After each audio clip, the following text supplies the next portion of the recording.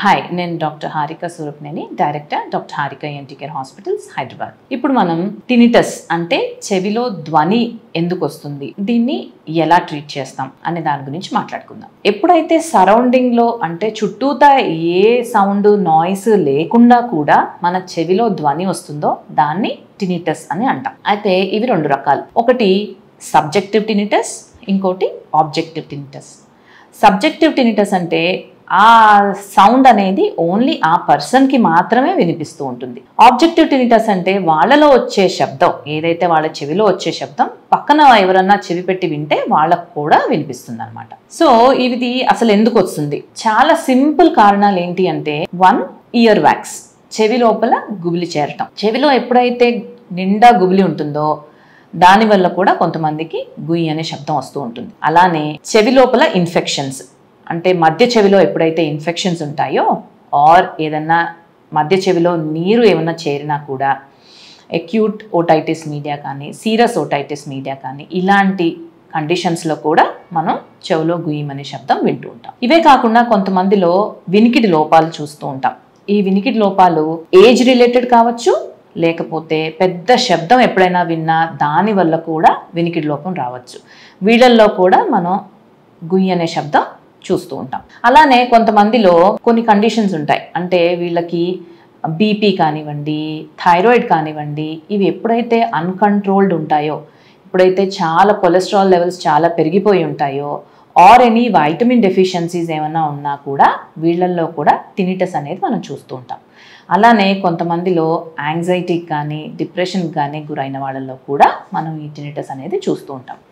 అదేవిధంగా కొంతమంది ఈ యాంటీ క్యాన్సర్ డ్రగ్స్ వాడుతూ ఉంటారు. అలానే యాంటీ మలేరియా డ్రగ్స్, ఇలాంటి సర్టెన్ డ్రగ్స్ అవి చెవి ఇన్నర్ ఇయర్ని డ్యామేజ్ చేస్తుంది. వీటిని ఓటోటాక్సిక్ డ్రగ్స్ అని అంటాం. వీటి వల్ల కూడా చెవి లోపల ధ్వని అనేది వింటూ ఉంటాం. ఇవే కాకుండా చాలా రేర్గా కొన్ని tumours, acoustic neuroma or glomus tumour అనే కండిషన్స్లో కూడా మనం ఈ టినిటస్ చూస్తూ ఉంటాం. బట్ ఇవి చాలా రేర్గా చూస్తూ ఉంటాం. So most common are very simple causes. So ఇవన్నీ కూడా సబ్జెక్టివ్ టినిటస్, అంటే ఓన్లీ ఆ పర్సన్కి మాత్రమే వినిపిస్తూ ఉంటుంది ఈ కండిషన్స్ అన్నిట్లోనూ. కొన్ని కండిషన్స్ అంటే చెవి లోపల ఈ క్లికింగ్ సౌండ్ అని వింటూ ఉంటారు. అదేంటి అంటే, ఏదైతే ఇక్కడ దవడ దగ్గర మనకు ఉండే జాయింట్, ఈ దవడ ఎక్కడైతే స్కల్కి జాయిన్ అయ్యే జాయింట్ ఉంటుందో TM జాయింట్ అని అంటాం. దాంట్లో ఏదైనా ఆర్థరైటిస్ ఉన్నా, ఏదన్నా ఫంక్షన్ సరిగ్గా చేయకపోయినా కూడా ఆ క్లికింగ్ సౌండ్ అనేది చెవిలో వినిపిస్తూ ఉంటుంది. అది ఎప్పుడైతే పక్కన వాళ్ళు చెవి పెట్టి వింటారో వాళ్ళకు కూడా వినిపించే అవకాశం ఉంటుంది. ఇవే కాకుండా తలలో కొన్ని బ్లడ్ వెజల్స్ డిసీజెస్ ఉంటాయి. అంటే అన్యూరిజమ్స్, ఏవి షంట్స్ ఇలాంటివి ఉంటాయన్నమాట. వీటిల్లో కూడా ఈ సౌండ్ అనేది వినిపిస్తూ ఉంటుంది చెవిలో. ఎప్పుడైనా ఈ సౌండ్ వినిపిస్తుంటే దాన్ని పెద్ద పట్టించుకోవాల్సిన అవసరం లేదు. కానీ కంటిన్యూస్గా వినిపిస్తున్నా, లేకపోతే బాగా ఎక్కువ సౌండ్ రావటం కానీ, ఆర్ ఇన్ కేస్ ఈ సౌండ్ ఈ చెవిలో వచ్చే ధ్వని అలాంగ్ విత్ కళ్ళు తిరగటం కానివ్వండి, వామిటింగ్స్తో కానివ్వండి అసోసియేటెడ్ ఉంటే కనుక వెంటనే చూపించుకోవాల్సిన అవసరం ఉంటుంది. ఈ టినిటస్ని ఎలా డయాగ్నోస్ చేస్తాము అంటే, ఫస్ట్ ఎప్పుడైతే డాక్టర్ గారి దగ్గరికి వెళ్తారో మీ ఫస్ట్ చెవిని చూస్తారు. చెవి లోపల ఏమైనా వ్యాక్స్ ఉందా, లేకపోతే ఏమైనా ఇన్ఫెక్షన్స్ ఉన్నాయా చూసి అకార్డింగ్లీ వ్యాక్స్ తీయడం కానీ, ఇన్ఫెక్షన్స్కి మందులు ఇవ్వడం కానీ చేస్తారు. అదేవిధంగా ఎప్పుడైతే చెవంతా క్లియర్గా ఉందో అప్పుడు ఆడియోమెట్రీ అనే పరీక్ష చేస్తారు. దీంట్లో ప్యూర్ టోన్ ఆడియోమెట్రీ అని, ఇంపిడెన్స్ ఆడియోమెట్రీ అని 2 రకాల టెస్టులు చేస్తారు. దీంట్లో మనకేం తెలుస్తుంది అంటే, చెవి లోపల వినికిడి ఎంత తగ్గింది, ఆర్ చెవి లోపల ఏమన్నా నీరు చేరిందా, ఇన్ కేస్ వినికిడి తగ్గితే దేని వల్ల తగ్గింది, చెవి లోపల ప్రాబ్లం వల్ల తగ్గిందా, లేకపోతే నరం ఏమన్నా డిఫెక్ట్ ఉండటం వల్ల తగ్గిందా అనే విషయాలు మనకు తెలుస్తాయి.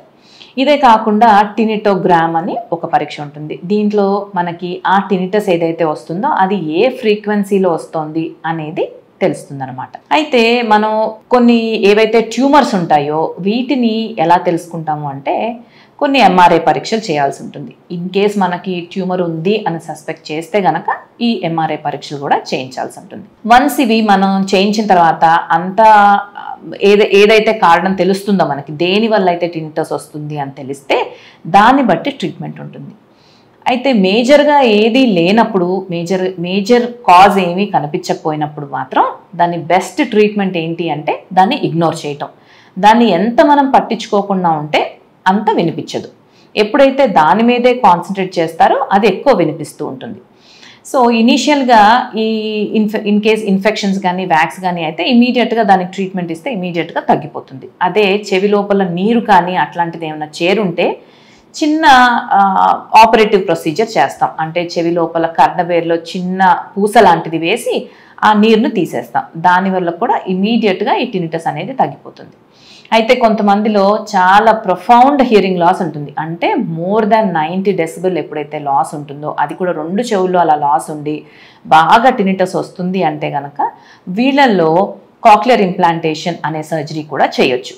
వీటితో కూడా చాలా మటుకు ఈ టినిటస్ అనేది తగ్గుతుంది. అయితే అంత ఎక్కువ లాస్ లేని వాళ్ళకి, కొద్దిగా వినికిడి లోపం ఉండి టినిటస్ ఎక్కువ వస్తోంది అనుకుంటే మటుకు వీళ్ళకి నార్మల్ హీరింగ్ ఎయిడ్స్ తీసుకుని, ఈ హీరింగ్ ఎయిడ్స్తో పాటు టినిటస్ మాస్కర్స్ అని వస్తాయి, అవి పెట్టుకుంటే చాలా మటుకు టినిటస్ తగ్గిపోతుంది. అలానే కొంతమందికి ఈ హియరింగ్ లాస్ ఏమీ లేకుండా కూడా టినిటస్ వస్తూ ఉంటుంది.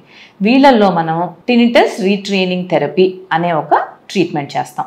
దీంట్లో మన బ్రెయిన్ని అది ఆ సౌండ్ని పట్టించుకోకుండా ఉండటం ఎలా అనేది ట్రైన్ చేస్తాం అన్నమాట. సో దాంతో కూడా దాని నుంచి మనం డిస్టర్బ్ కాకుండా ఉంటాం. So most of the times ఈ టినిటస్ చాలా సింపుల్ రీజన్స్ వల్లే వస్తుంది. సో ఎక్కువ కంగారు పడకుండా, యాంగ్జైటీ చెందకుండా, దాన్ని ఎంత పట్టించుకోకుండా ఉంటే మనం అంత డిస్టర్బ్ కాకుండా ఉంటాం. Thank you.